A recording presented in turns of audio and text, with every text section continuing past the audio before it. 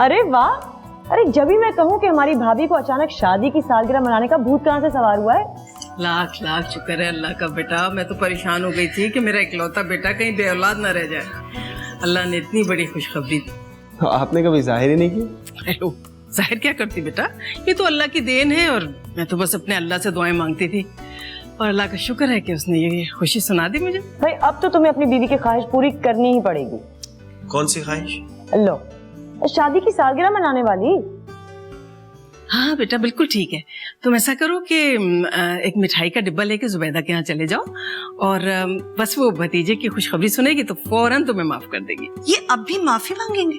तो बेटा हर्जी क्या है इसमें, बड़ी बहन है वो और माफी मांगने से कोई इज्जत तो नहीं घट जाती किसी की। हाँ भाई, उनके पैरों में पड़ के माफी मांग लेना और खबरदार कि उनको ये पता चले कि सबसे पहले ये खुशखबरी मुझे मिली थी, वरना तो कयामत ही आ जाएगी। बस करो बस, बड़ी बहन है, अगर कभी कुछ कह दिया तो क्या हुआ? अम्मा आप तो हमेशा उन्हीं की गुण गाती रहती हैं।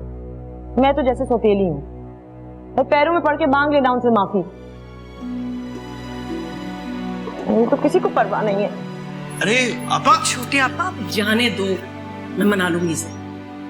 तुम दोनों ऐसा करो कि फौरन चले जाओ जुबैदा के यहाँ, बहुत अच्छा मौका है बेटा, ना तुम जानते हो उसका गुस्सा। मैं क्यों जाऊं अम्मा? वो आप दोनों से नाराज है ना, क्योंकि पहले दिन से आप लोगों ने मुझे सीधा करके नहीं रखा। आप लोग ही जाइए। अरे बेटा तुम जाओगी ना तो। अम्मा रहने देना, अब वो नहीं जाना चाह रही तो फिर क्या जबरदस्ती करना, मैं जाके मनाऊंगा उन्हें। आप प्लीज जरा छोटी आपा को मना लें। अरे वो तो 1 मिनट में मान जाएगी, तुम जाओ बस।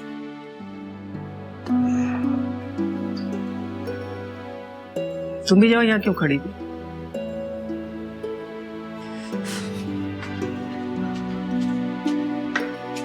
पापा आप ऐसे ही नाराज होकर आ गई। मैंने रिफत से कहा भी था कि आपसे पूछे बगैर ऐसी कोई दावत ना रखे, लेकिन आप तो जानती है ना औरतों को, अपनी जिद पर अड़ जाती है तो फिर किसी की भी नहीं मानती।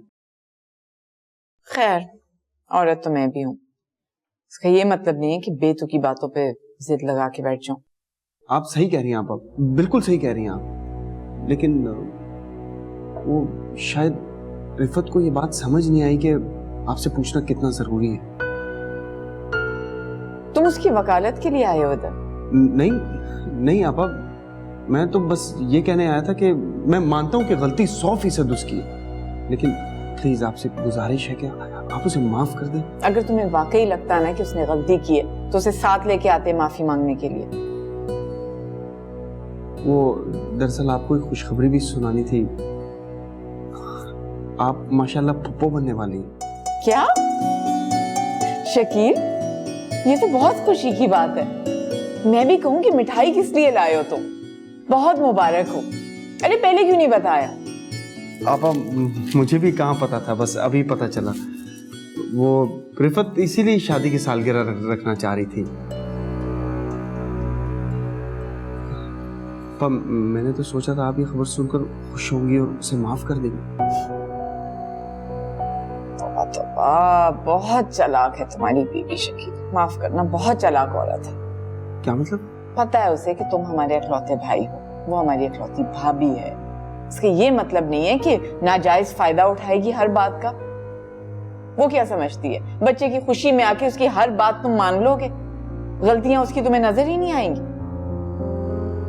मां बनने का गुरूर आया हुआ है ना, इसीलिए उसने इतनी बड़ी गुस्ताखी की है।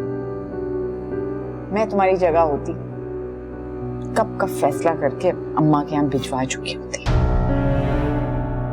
आप ये क्या कह रही हैं आप? मैं ये नहीं कह रही कि अभी कुछ करो, बस सोचना। ऐसी औरतें जो होती हैं ना चालाक, आदतें नहीं बदलती उनकी, बता रही हूं मैं तुम्हें। अच्छा छोड़ो, मैं खाना लगवाती हूँ, खाना खाए बगैर तुमने नहीं जाना। अच्छा